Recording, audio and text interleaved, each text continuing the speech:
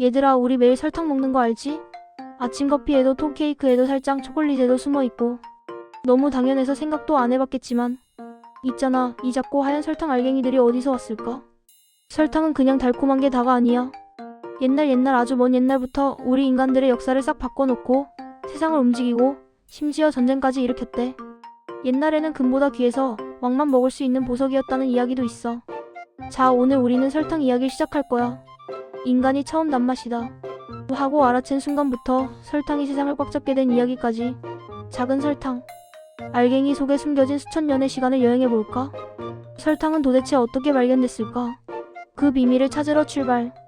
아주 옛날 남태평양 어느 섬에서 이야기가 시작돼.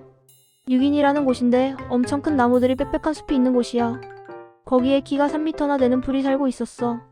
바로 사탕수수. 사탕수수는 벼처럼 생긴 풀이야. 대나무처럼 마디가 있고 그 안에 투명한 즙이 들어있어. 이 즙이 바로 설탕의 진짜 모습이지. 하지만 옛날 사람들은 그냥 좀 특이한 풀이네? 하고 생각했대. 그 안에 숨겨진 엄청난 보물을 몰랐던 거지. 어느 날 어떤 사람이 목이 너무 말랐어. 주변에 물은 없고 눈앞에 사탕수수 줄기가 보이길래 냅다 꺾어서 씹어봤대. 그랬더니 지금까지 한 번도 느껴본 적 없는 엄청 달콤한 맛이 입안에 쫙 퍼지는 거야. 물론 이건 그냥 상상이야. 누가, 언제, 어떻게 사탕수수의 단맛을 처음 알게 됐는지는 아무도 몰라. 하지만 확실한 건 기원전 8000년쯤에 뉴기니랑 동남아시아 사람들이 사탕수수를 키우기 시작했다는 거야. 처음에는 사탕수수 줄기를 그냥 씹어 먹었어. 지금 우리가 사탕 먹듯이 즙을 쭉쭉 빨아먹는 거지. 그런데 똑똑한 사람들이 더 좋은 방법을 생각해냈어. 바로 불. 사탕수수를 불에 구우면 어떻게 될까? 뜨거운 열기가 물기를 싹 없애고 엄청 진한 단맛만 남게 돼. 훨씬 달고 훨씬 진하고 오래오래 보관할 수 있는 설탕이 탄생하는 순간이었지. 사람들은 사탕수수즙을 흙으로 만든 그릇에 넣고 끓이기 시작했어. 엄청 오래 끓이면 끈적한 시럽이 되고 그걸 식히면 딱딱한 덩어리가 됐대. 이게 바로 흑설탕의 할아버지 할머니쯤 되는 설탕이었어.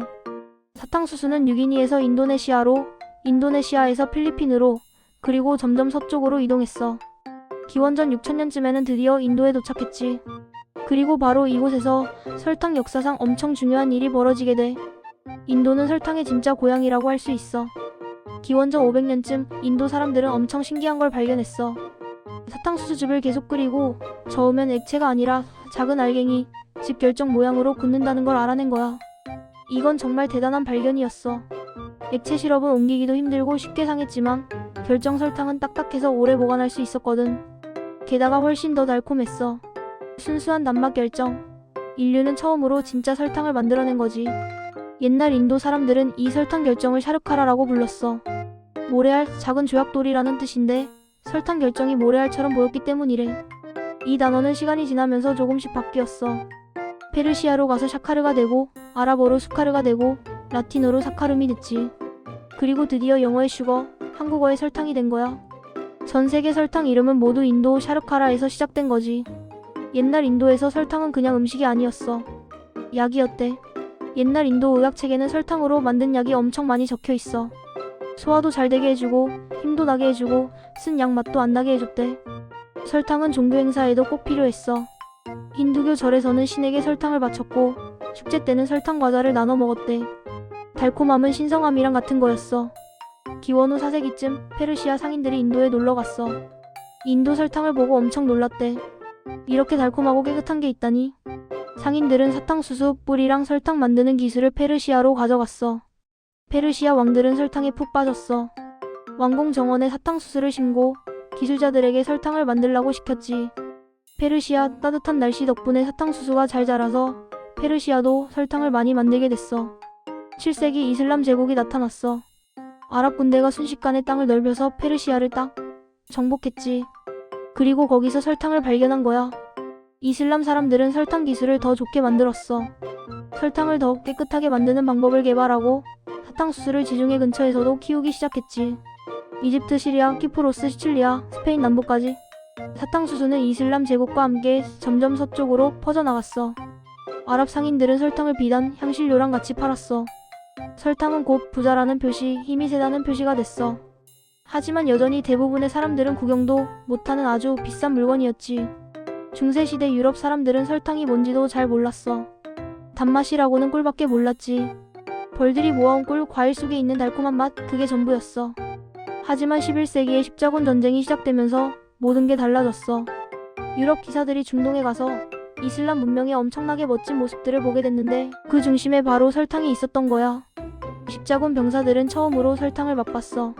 지금까지 꿀만 먹던 사람이 순수한 설탕을 맛봤다면 어땠을까? 정말 새로운 세상을 발견한 기분이었을 거야. 십자군이 자기 고향으로 돌아갈 때 설탕을 엄청 많이 가져갔어. 하지만 가져간 설탕으로는 부족했어. 설탕을 원하는 사람은 너무 많은데 설탕은 너무 적었거든. 그래서 설탕 가격이 엄청 올라갔어. 13세기 유럽에서 설탕 1kg 가격은 기술 좋은 장인이 일주일 동안 일해서 받는 돈이랑 똑같았대. 심지어 은보다 더 비쌀 때도 있었다니까. 설탕은 왕족이나 아주 높은 귀족들만 먹을 수 있는 특별한 음식이 됐어. 중세 유럽 왕실 잔치에서는 설탕으로 만든 조각상이 식탁을 장식했대. 사자, 성배, 설탕 조각가들은 하얀 설탕으로 멋진 작품을 만들었고 그건 왕의 힘을 상징하는 거였어. 유럽에서 설탕을 너무 많이 원하니까 지중해 지역에서 설탕을 더 많이 만들었어. 베네치아랑 제노바 상인들은 키프로스, 크레타, 시칠리아에 엄청 큰 사탕수수 농장을 만들었지. 이 농장들은 중세 유럽 경제에서 아주 중요한 역할을 했어. 사탕수수를 심고 수확하고 설탕으로 만드는데 엄청 많은 사람들이 필요했거든. 노예나 농사 짓는 사람들이 뜨거운 햇볕 아래서 힘들게 일했고 그 땀 덕분에 유럽 귀족들이 달콤한 설탕을 먹을 수 있었던 거야. 중세 유럽에서는 설탕이 여전히 약으로 쓰였어. 의사들은 설탕이 모든 병을 낫게 해준다고 믿었대. 폐병, 소화불량, 우울증 뭐든지 설탕으로 고칠 수 있다고 생각했지. 물론 과학적인 근거는 없었지만 설탕이 너무 귀해서 사람들은 특별한 힘이 있을 거라고 생각했던 것 같아. 설탕은 신분을 나타내는 표시이기도 했어. 설탕을 많이 먹을수록 부자고 힘이 세다는 뜻이었지. 심지어 이가 썩어서 까맣게 되는 것도 자랑스러워했대. 까만 이는 나는 설탕을 많이 먹을 수 있는 사람이다 라고 자랑하는 거였거든. 웃기게도 가난한 사람들은 하얀 이를 가졌고 부자들은 까만 이를 뽐냈대. 14세기랑 15세기의 설탕 무역은 지중해 경제에서 가장 중요한 부분이 됐어. 베네치아 상인들은 동쪽에서 설탕을 가져오고 지중해에서 만든 설탕을 북유럽에 팔았어. 설탕 무역길은 곧 돈과 힘을 보여주는 지도였던 거지. 하지만 사람들은 설탕을 더 많이 원했어. 유럽 사람들의 설탕 사랑은 멈추지 않았고 이 때문에 세상의 역사가 바뀌게 돼. 바로 대항해 시대가 시작된 거야. 1492년 크리스토퍼 콜럼버스가 아메리카 대륙에 도착했어. 콜럼버스는 금을 찾으러 갔지만 훨씬 더 귀한 걸 발견했지. 바로 엄청나게 넓은 땅이었어. 콜럼버스는 두 번째 항해 때 카나리아 제도에서 사탕수수 뿌리를 가져왔어. 그리고 히스파니올라 섬지금의 아이티랑 도미니카 공화국에 심었지. 카리브해는 따뜻하고 습해서 사탕수수가 자라기에 딱 좋은 곳이었어. 사탕수수는 엄청나게 빨리 자랐대. 유럽 사람들은 곧 알게 됐어. 이곳은 그냥 설탕을 재배하는 곳이 아니라 설탕, 제국을 만들 수 있는 곳이라는 걸. 16세기부터 카리브해에는 엄청 큰 사탕수수 농장, 즉 플랜테이션이 생기기 시작했어. 쿠바, 자메이카, 바베이도스, 마르티니크 이 섬들은 하나의 거대한 설탕 공장이 됐어. 숲을 다 베어버리고 그 자리에 끝없이 펼쳐진 사탕수수 밭을 만들었지. 하늘에서 보면 섬 전체가 초록색 물결로 덮여 있었대. 하지만 이 초록 물결 아래에는 슬픈 그림자가 숨어 있었어. 플랜테이션은 엄청나게 많은 사람들이 필요했어. 사탕수수를 심고 물을 주고 수확하고 설탕으로 만드는 모든 과정이 너무 힘들었거든. 그리고 이 힘든 일을 한 사람들은 바로 노예들이었어. 설탕 산업 때문에 아주 슬픈 삼각 무역이 생겨났어. 이건 세계의 대륙을 연결하는 무역이었지. 첫 번째 길 유럽에서 아프리카로. 배에는 옷감, 무기, 술 같은 게 실려 있었어. 이걸 아프리카에 가서 노예랑 바꿨대. 두 번째 길 아프리카에서 아메리카로. 배에는 수백 명의 노예가 갇혀 있었어. 이걸 중간 항로라고 불렀는데 사람들이 너무 힘들게 지내서 항해하다가 죽는 사람도 많았대. 세 번째 길 아메리카에서 유럽으로. 배에는 설탕, 담배, 면화 같은 게 실려 있었어. 특히 설탕은 돈을 엄청 많이 벌 수 있는 물건이었지. 이런 끔찍한 일이 계속 반복됐어. 설탕을 더 많이 만들려고 더 많은 노예를 잡아왔지. 16세기부터 19세기까지 약 1천만 명이 넘는 아프리카 사람들이 아메리카로 끌려갔고 그중 많은 사람들이 설탕 플랜테이션에서 일했대. 설탕은 세계 경제를 완전히 바꿔놨어. 17세기랑 18세기의 설탕은 유럽으로 들어오는 물건 중에서 가장 비싼 물건 중 하나였거든.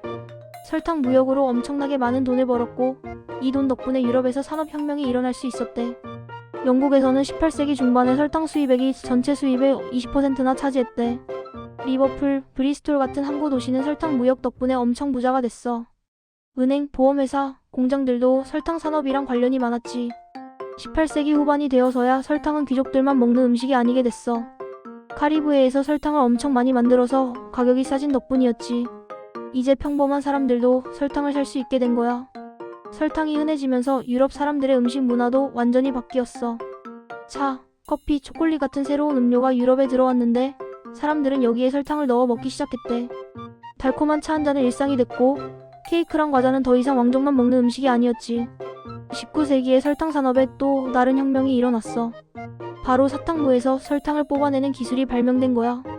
1747년에 독일 화학자가 사탕무에도 사탕수처럼 설탕이 들어있다는 걸 알아냈대. 이건 정말 엄청난 일이었어. 사탕무는 따뜻하지 않은 곳에서도 잘 자라거든. 즉 유럽에서도 설탕을 만들 수 있다는 뜻이었지. 나폴레옹 전쟁 때문에 영국이 바다를 막아서 설탕 수입이 어려워지자 프랑스는 사탕무 설탕 산업을 열심히 키웠대. 19세기 중반부터는 증기기관이랑 기계들이 설탕 산업에 쓰이기 시작했어. 사탕수수를 꽉 짜는 기계, 설탕을 깨끗하게 만드는 기계, 설탕 결정을 만드는 기계, 이런 기계들 덕분에 설탕을 엄청나게 많이 만들 수 있게 됐지. 설탕을 깨끗하게 만드는 기술이 좋아지면서 설탕은 점점 더 깨끗해졌어. 갈색 덩어리에서 눈처럼 하얀 결정으로 변신한 거지. 이 하얀 설탕은 깨끗함과 순수함의 상징이 됐대. 20세기에 들어서면서 설탕은 누구나 먹을 수 있는 흔한 음식이 됐어. 더 이상 비싼 음식이 아니었지. 모든 집 부엌에 설탕통이 있었고 식탁에는 설탕 그릇이 놓여 있었대. 오늘날 식품 산업에서 설탕은 꼭 필요한 재료가 됐어. 빵, 과자, 음료, 소스, 심지어 고기에도 설탕이 들어간다니까. 설탕은 단맛을 내는 것뿐만 아니라 음식이 상하지 않게 해주고 쫀득쫀득하게 만들어주고 예쁜 색깔을 내는 데도 쓰인대. 20세기 후반에는 설탕 소비량이 엄청나게 늘었어. 1900년에 미국 사람들은 1년에 설탕을 2kg 정도 먹었는데 2000년에는 70kg 넘게 먹었대. 하루에 200g 티스푼으로 50스푼이나 되는 양이지. 설탕은 나라마다 조금씩 다른 모습으로 발전해 왔어. 우리나라에는 조청이 있지. 쌀이나 보리를 엿기름으로 삭혀서 만든 달콤한 액체인데 옛날에 설탕이 귀했을 때 단맛을 내는데 많이 썼대. 한약 다릴 때나 떡 만들 때 조청을 넣었고 지금도 많은 음식에 조청이 쓰이고 있어. 유럽에는 설탕으로 멋진 작품을 만드는 전통이 있어. 프랑스에서는 설탕으로 예술 작품을 만들고 독일에서는 과자로 만든 집을 만들고 이탈리아에서는 설탕으로 예쁜 조각상을 만들지. 설탕은 음식을 넘어 예술 작품이 된 거야. 중남미에서는 사탕수수가 여전히 중요한 문화로 남아있어. 브라질에서는 사탕수수로 만든 술을 마시고 쿠바에서는 럼을 만들고 멕시코에서는 사탕수수로 만든 설탕을 먹는데 이 모든 게 그 지역 사람들의 삶 속에 깊이 들어와 있대. 우리는 아주 긴 여행을 했어. 남태평양 작은 섬에서 시작해서 인도에서 설탕을 만들고 중세 유럽에서 비싼 물건이 되고 대항해 시대의 세상을 바꾸고 지금은 우리 일상에서 때려야 뗄 수 없는 설탕 이야기. 설탕은 단순한 음식이 아니었어. 설탕은 세상을 움직이는 힘이었지. 설탕 때문에 새로운 땅을 발견하고 무역기를 만들고 나라를 세우고 무너뜨렸어. 설탕은 경제를 만들고 사람들의 생활 방식을 바꾸고 심지어 전쟁까지 일으켰대. 하지만 설탕의 역사는 좋은 일만 있었던 건 아니야. 설탕은 우리에게 달콤함을 줬지만 슬픈 일도 많이 만들었어. 노예 무역. 수백만 명의 아프리카 사람들이 설탕 농장에서 일하기 위해 아메리카로 끌려갔어. 그들의 아픔과 희생 덕분에 유럽 사람들이 달콤한 설탕을 먹을 수 있었던 거지. 설탕 한 스푼에는 슬픈 역사가 숨겨져 있는 거야. 환경 파괴. 사탕수수 농장을 만들려고 숲을 엄청 많이 베어버렸어.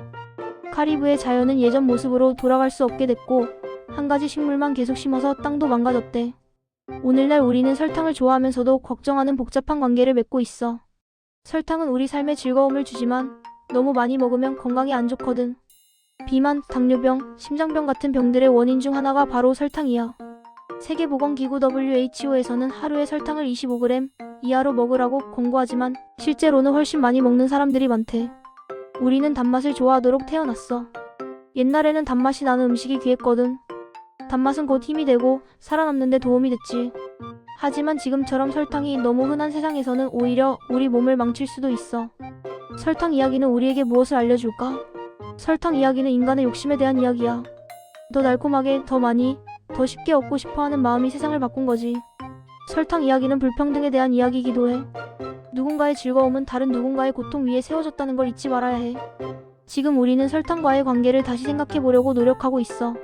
설탕 대신 단맛을 내는 다른 재료를 개발하고 설탕이 적게 들어간 제품을 만들고 설탕세를 매기는 것도 그런 노력의 하나야. 동시에 설탕을 만드는 과정이 윤리적인지 고민해야 해.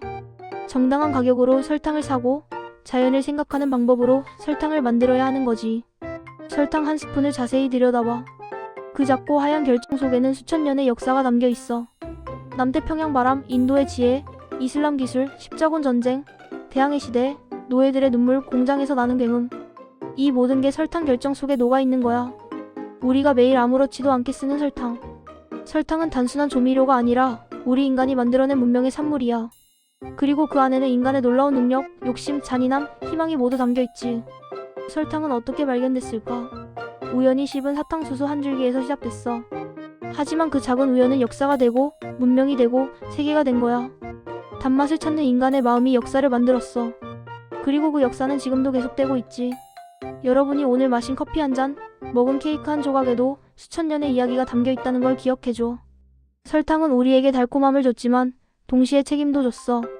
과거를 기억하고 현재를 잘 살피고 미래를 위해 현명하게 선택해야 할 책임. 우리는 설탕 역사에서 배워야 해. 작은 설탕 결정 하나가 세상을 바꿨듯이 우리 각자의 작은 선택도 미래를 바꿀 수 있어. 설탕과 슬기롭게 지내는 방법을 찾는 것, 그게 우리에게 주어진 숙제일 거야.